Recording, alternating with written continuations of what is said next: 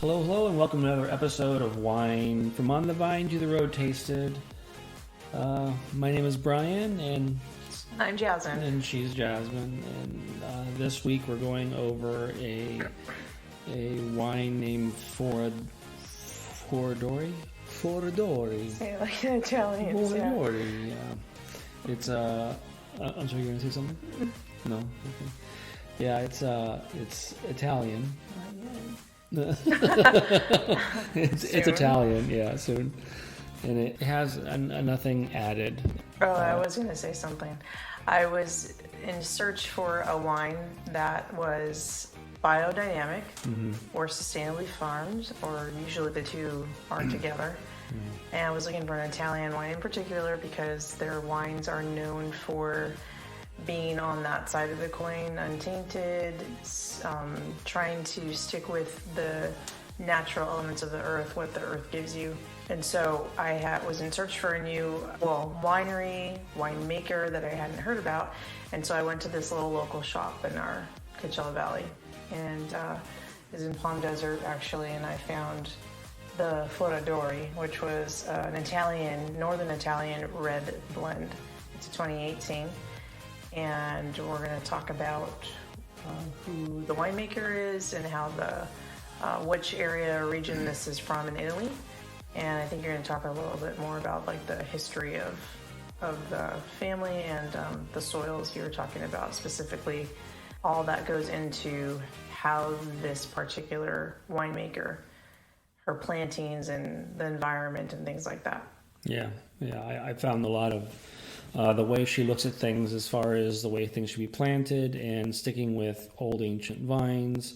Very interesting. I found it pretty fascinating. She's really smart. And what's her name? We didn't talk about who she was. Yeah. Well, yeah, her name is Elisabetta Foradori is her name. I hope I'm saying her first name right. But it's not Elizabeth, it's Elisabetta.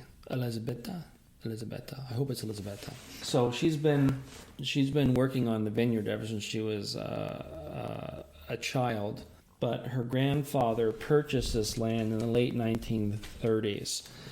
Her father took over in the 1960s, and then in 1976 he died prematurely, and she was 12 years old.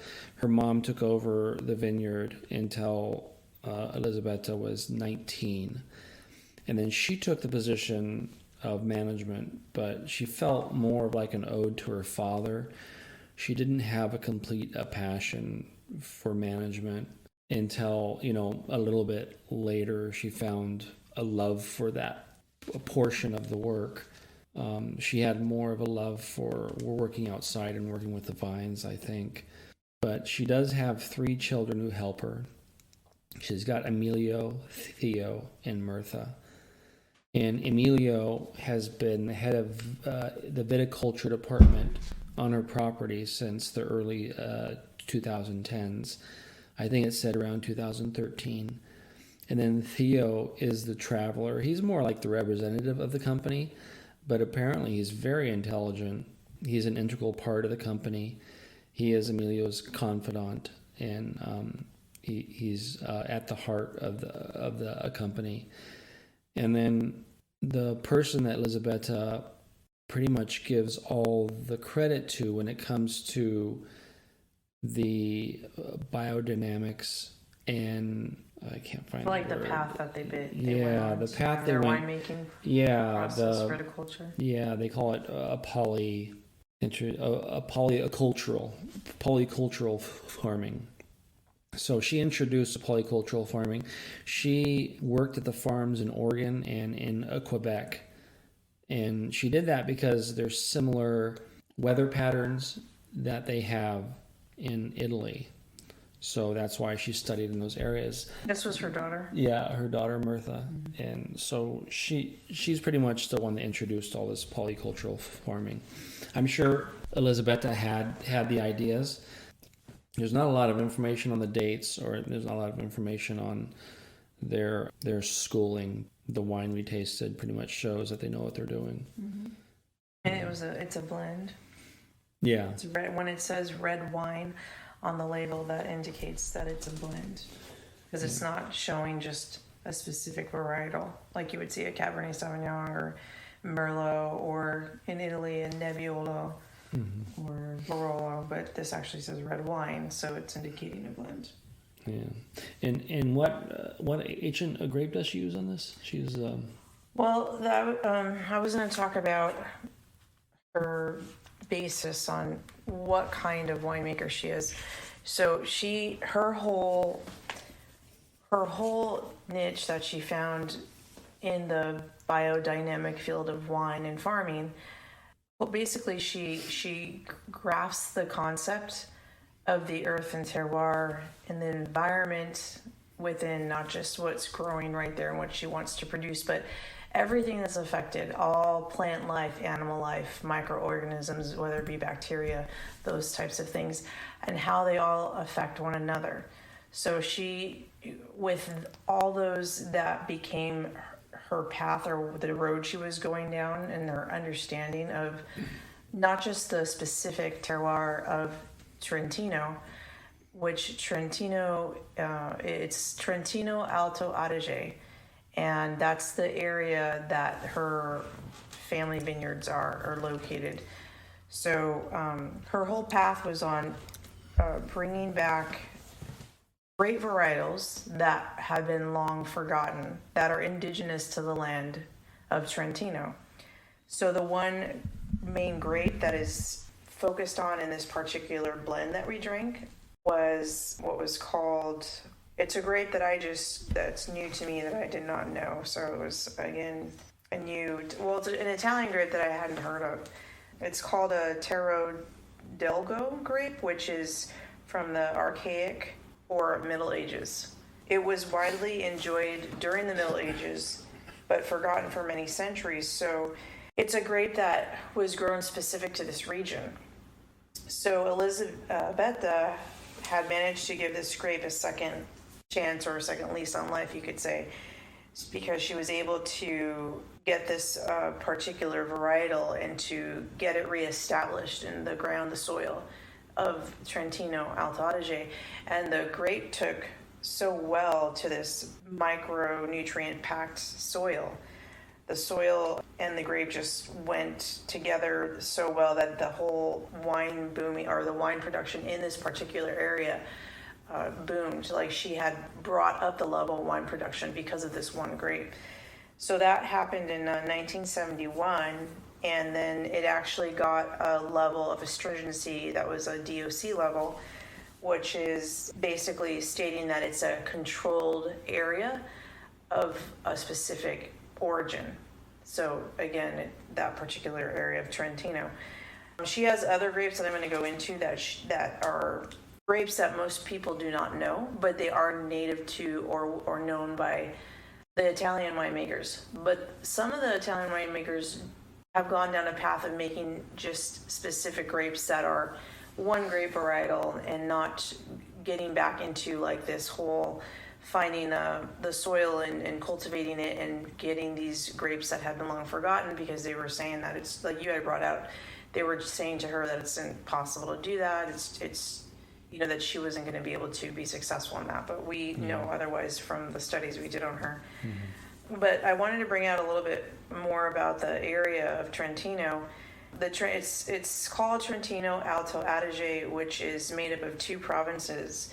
So the Italian part of it is Trento or Trentino in the south, and then the Alto Adige is the Germanic part, which is in the north. So you have the two provinces that collide, creating this northern, it's like basically right under Austria, that this location of Trentino Alto Adige. It's a specific climate that borders Austria and Switzerland. So the territory actually stretches out to what is a mountain range called the Adamello Brenta, and to the most salient or striking phenomenal mountain range called the Dolomite Fossa Valley. So those are mountains that are located in Europe that are phenomenal, that just stand out to this particular area. This area of Trentino represents only 1.5% of the Italian wine production. It contains 60 domains within. The Noche River has shaped the entire landscape of this whole area. So, because of that, the rivers have equipped the soil with a rich sand or clay like alluvial soil, which has many variations of pebbles, granite, chalk, such as limestone, and then sandstone.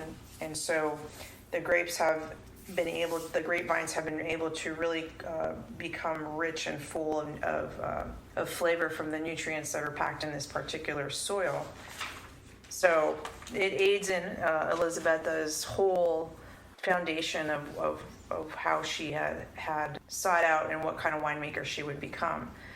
So like you were saying earlier, she didn't want to just be following like her dad and what he had left behind. She was trying to figure out what her passion was, and so she definitely found it. And she inherited 26 hectares of land, and her significant or her first craftsmanship of wine was in 1984 when she created her first cuvee.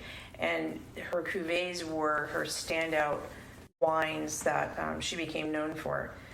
And so her main drive or her ambition again was to be able to bring back these ancient grape varietals back to life. But while she was focusing on that, she actually wanted to do more as she was studying the terroir and the climate and all that entailed what she was learning as she was going. She was really paying attention to the entire ecosystem or habitat around this particular acreage or that she had inherited in Trentino. So she began to get involved in the 90s in progressing the whole biodynamic farming practices to her vineyards and her winemaking. So she really limited the use of chemicals and machinery in her production of wine. So the trademark grape again of her work started with Teroldego, and then she went into bringing other grapes to become known again. So she had brought back many others in the red varietal families. These were new to me. I had not studied them before. I'll mention a couple of them. In the red grapes, she brought back the Marais, the Sagarson, and the Alanpa, and then a grape called a Coronar. And then the white grape varietals, she brought back a Mirto and a Fontanasanta Bianco. So again, she was able to do that because she got into the three key varietals of her work, which drove her to her progress. The three things that were the key to her success were biodynamic farming, biodiversity, and her passion for really making a pivotal action to getting closer to what she believed was a connection between the relationship again of everything that happens in the ecosystem and environment of all living things.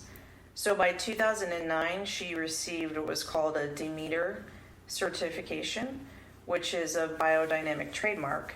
And the Demeter International is the largest certification organization for biodynamic agriculture and is one of the top organic certifiers in the world of wine production. And the name Demeter comes from the Greek goddess of fertility and grain, and so that's where the term or the name Demeter comes into the certification, because it has everything to do with the whole foundation of the earth, the soil, what the land gives, and so they found that fitting for the title of this certification or trademark. So that's the main things that I got from learning about Elisabetta. I found that her wine ideas have definitely been able to show what a winemaker is capable of when they really care about not only what they do, but what they put their whole self into and really understanding everything around them. And so her ideas allowed the natural character of this wine to flourish. And so all the varietals that she's worked hard on to bring back has inspired many winemakers to do the same within the area of Italy.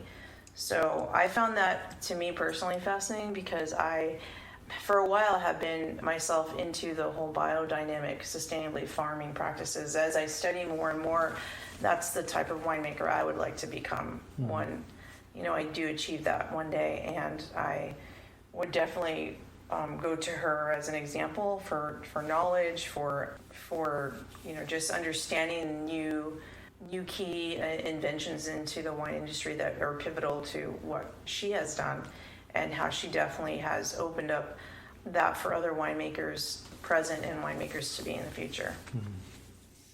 Yeah, she did introduce some really neat things that I was not aware of. I don't know if she's the first, but the fact that we're trying out this wine and we looked her up and we found all this information on her, I would like to say she's probably one of the ones that a pillar when it comes to something like this. So she was told in like the 1980s that it wasn't possible to make a good wine from the current local variety that she has, which Jasmine said what the variety was. I can't remember that name.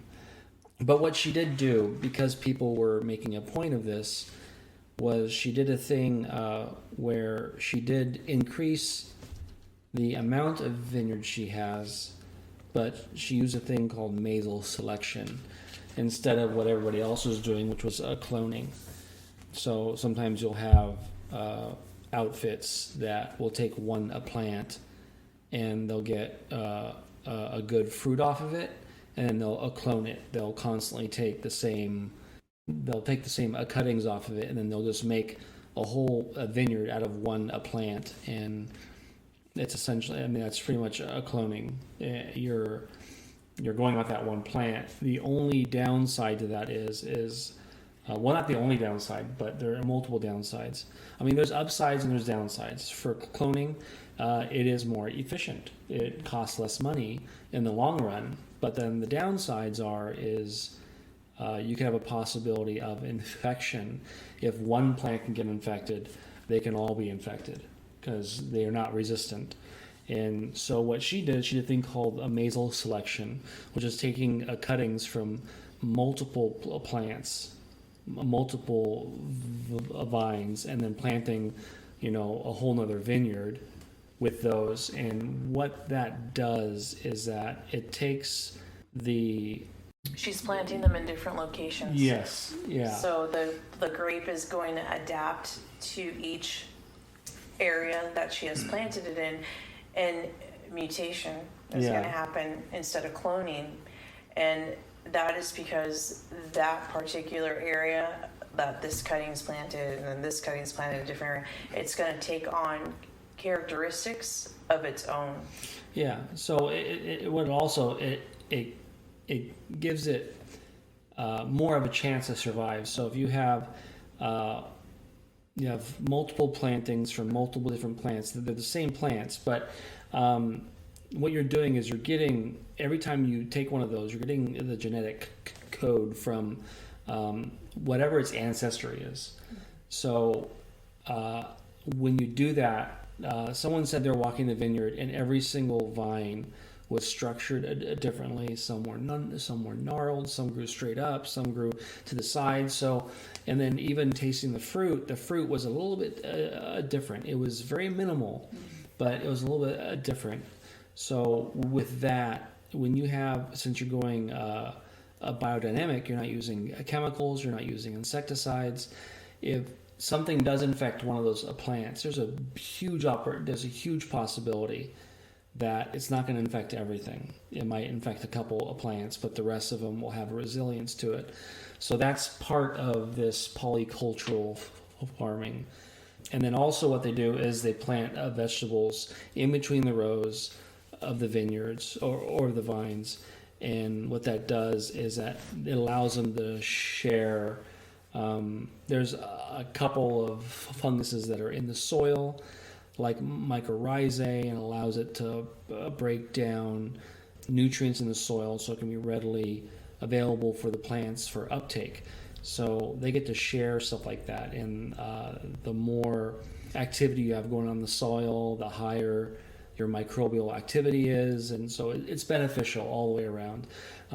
The downside is that it's a lot more work to pick your grapes, and you got to deal with the stuff in the middle of the rows. And for her, this is what works. This is, and again, the wine that we had was excellent. It was smooth.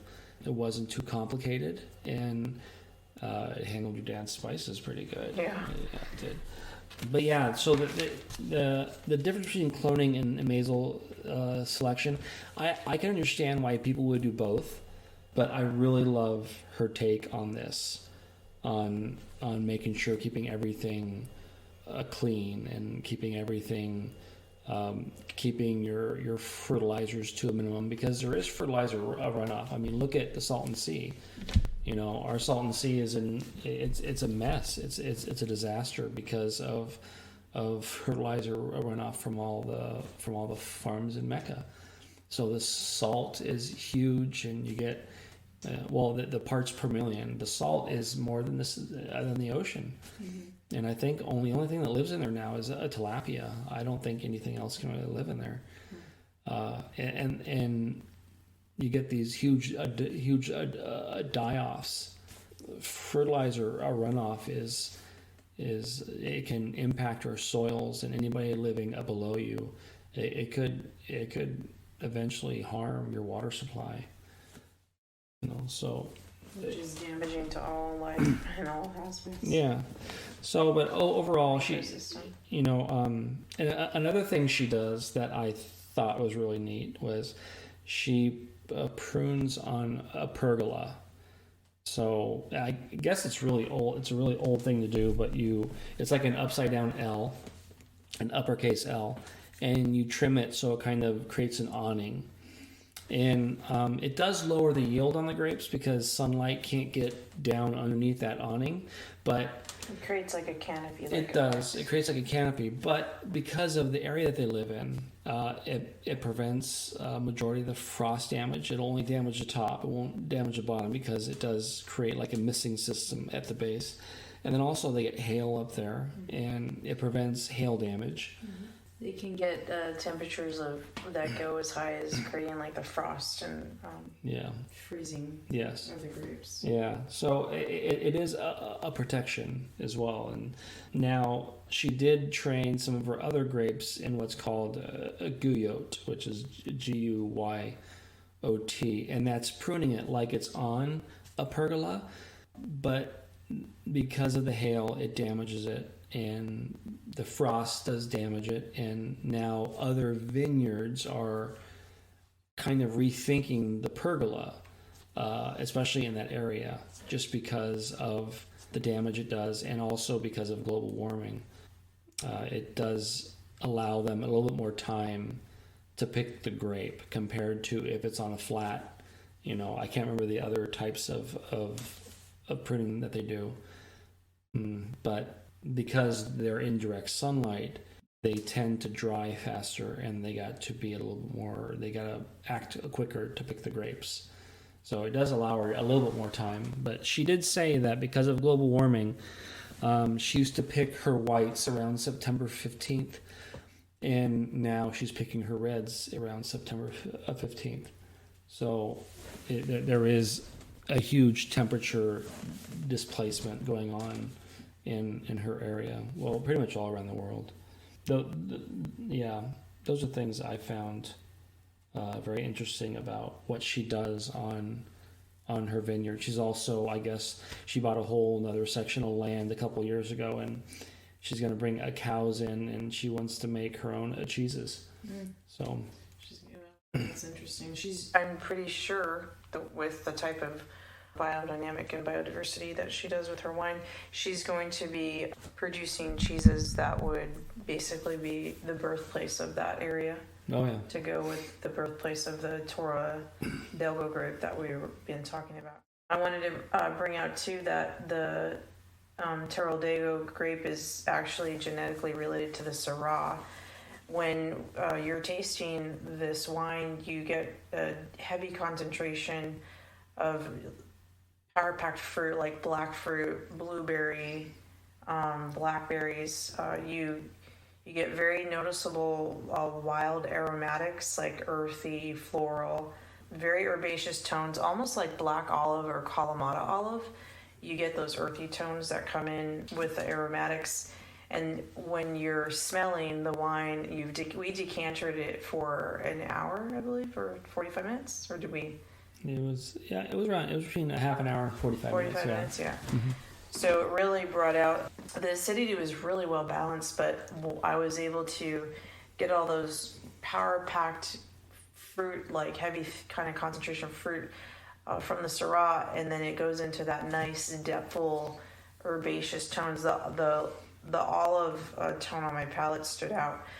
And then it's also related to the Pinot Noir. It has a genetic relationship to the Pinot Noir as well, which was grown in, Pinot Noir was actually grown in Trentino for centuries. Mm-hmm. So these two grapes are tied into what the Teroldego grape is. And the Pinot Noir part of the grape, the genetics of that, bring in a soft and delicate tannic approach like a Pinot Noir does. And we got that. We got that when we were drinking that. We felt it was very smooth and silky. It wasn't a heavy tannin, but you definitely had that nice transition from that very flavorful, very depthful character, and then it just kind of transitioned to this really nice smooth finish. So I thought that was an interesting fact, that because to us we're like, well, what's this grape? But again, it's like you were bringing out, she took cuttings, and basically cuttings are crossings of what those two grapes are, and then planting them. They're genetically tied in with those two grapes, and then it even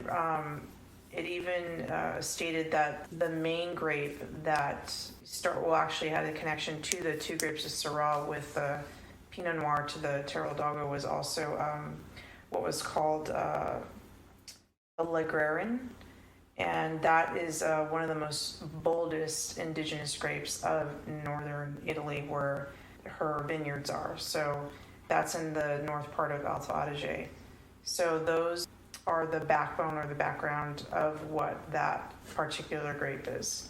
So a little bit of more information on that specific grape that she brought back.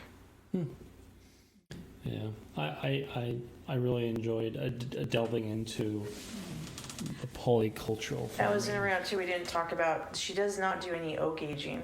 No. So she uses clay amphora, which is the whole basis there. They look like concrete or egg-shaped vats that she actually ferments these in for about 8 months for grapes. That's like the general timing that she has the skins in contact with the vessels for about up to 8 months, and then the maceration time allows this particular grape's acidity to balance out. So she doesn't have to deal with any oak aging, or oak things that she would have to contend with that would change the whole approach or the whole taste of what she was trying to achieve.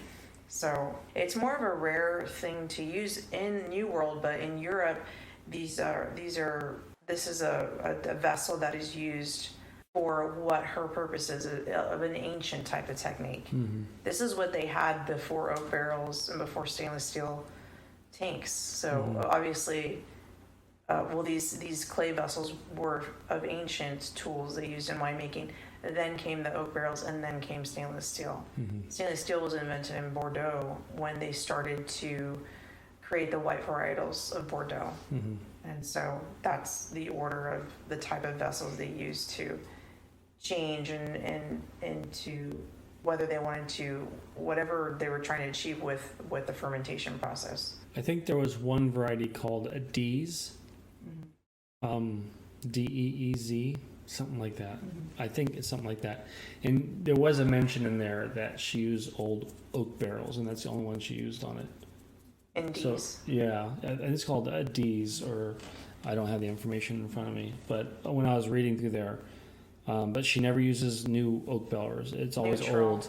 It's always old oak barrels. But it's only on one of them, and she's got, I can't remember how many of this. She's got like 4 different varieties of this. I wish I could. Well, remember. she has this blend. Mm-hmm. Then she has one called the Moray, which is a grape. I just talked about it. Yeah. One of the reds that she produces that was also brought back or extinct, you could say. Yeah. And it's called the Moray Teroldego. So it's that particular red grape. And so on that one, she made also 2017 of that one.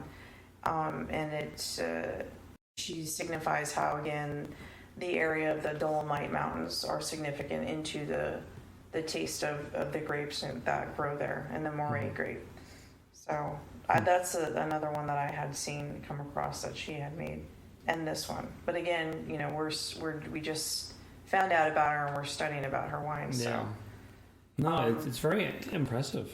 Yeah. She's and that's the one you were talking about that was aged in oak. Yeah. Yeah. Yeah. It's the one that's it's ready early, is what I think they said. That's the reason why they use it. Other than that, everything else is put into the clay, in the clay pots or the clay vats, or whatever you want to call them. Yeah. All right. So this is a 2018 Foradori. Elisabetta Foradori. Yeah. And did we go over the tasting notes on it? Yeah, I went over a little bit about it, but we didn't talk about what we paired it with. Yeah, so we paired this with enchiladas and it was a chili verde green sauce enchilada. Yeah, and cilantro and black olives, I think. Yeah. Which brought out like I was talking earlier, the earthy part, herbaceous tones of the black olive that I picked up. I don't know if you picked it up, but I could taste the olive kind of note from there. Yes. And that went perfect with the enchiladas. Yeah, I got that. And then another thing that was impressive, I think I brought it up earlier, was that Jasmine's dad makes really hot sauce. I'm not talking like a Del Taco or Taco Bell hot sauce. Makes like sauces. This is like chilies, like salsas. Yeah. But some he makes more like a consistency of a sauce you pour over a dish. Yeah. To add to like enhance or to add the heat. But then he makes other things that are like more like an accent to the dish. Yeah. In this case, it was kind of more like a spicy, heightened. It was. Yeah, I didn't taste it. I didn't try it, but you did. Yeah. I don't blame you. I put a little bit of there. But the nice thing was that when I tasted the hot sauce with the enchilada, of course, I didn't just try the hot sauce straight out. That'd be dumb. I'd be like running to the bathroom. Well, you wouldn't have been able to enjoy the wine. They're like, look at the white dragon. Your taste buds. Yeah. The white dragon. So I was able to not only have the hot sauce, but I drank the wine or sipped the wine right afterwards. And it went perfect. There was no clashing at all. Again, it's not a complicated wine. It's not spicy. It's not, And then she had rice also to go with the dish. Yeah, she had rice with it also. So the creaminess of the rice balanced out. It's like the enchiladas the texture was creamy and tasteful with the verde sauce. The green verde, but then the rice texture added a creaminess to it. So all in all, like for me, I didn't have the sauce. I didn't pour the sauce over the hot sauce, but you said that what was stood out to you is when you drank the wine, it withstood the elements of the heat. Like it didn't make you felt like the acidity just kind of balanced through the taste of the food with the spice and the wine. Yeah, because usually there's sometimes the acidity will get heightened with the hot sauce. Yeah, and she actually says, or actually, I think it was on Vivino. It says to pair it with lamb, beef, so a bit more fattier, kind of gamey foods or meals. Yeah, well, they never tell us what we're having. Yeah. So we just show up with something that. But you know what? Those are suggestions by certain companies or wine ratings, but everybody has their own palate. So you can open up a bottle and smell it, get the aromatics, and taste it, and you can decide what you think it's going to go with it. There's no right or wrong to each individual's preference on wine or food pairing. I mean, there will be times when things flash very significantly, but it's rare, you know. So this was a very I felt like this wine was very it was very, what is the word, transitional. It was very food friendly, but it was also the fact that the acidity just pretty much stayed balanced throughout. Even as you ate food, when on the palate the pH changes, it just kept it going like the same kind of smooth consistency. Very smooth. And that shows how really nice craftsmanship that Elisabetta made that wine. It's a delicious wine. Yeah. All right, so that's Foradori 2018. It is a biodynamic wine, or it comes from a biodynamic farm. I look forward to reading about what she does in the future, or maybe hopefully one day going to her actual vineyard. And there's other winemakers who I've studied. One that does basically what she's doing. His name is Albino Romani. His vineyards are from the same area of Trentino, Alto Adige. He has some in Friuli, Venezia, basically in the Veneto region. So he has many throughout that large, vast region of Italy. His family has had their vineyards in their family for 400 years. So he comes from a long history of winemakers who have known as Elizabeth's family, or Elisabetta, her family has discovered and herself on her own, but his family has had years and centuries of knowing these indigenous grapes. So he's another winemaker that I've studied in the past. I love his proseccos. He makes some beautiful Pinot Grigios. He has this one particular line that's very elegant, and it's from Alto Adige, Trentino as well. One of them is called Corvera, and it's the most. Well, there's Corvera, and then there's his Coral Ara vineyard. That is the most stunning Pinot Grigio I've ever had. It's complex. It's unique. It's this bottle that you would never forget. Pinot Grigio is usually very neutral, but he has a way to take a grape and just make it something outstanding. And I'm bringing him up because he also has brought back indigenous grapes that were extinct. He's brought them back to life.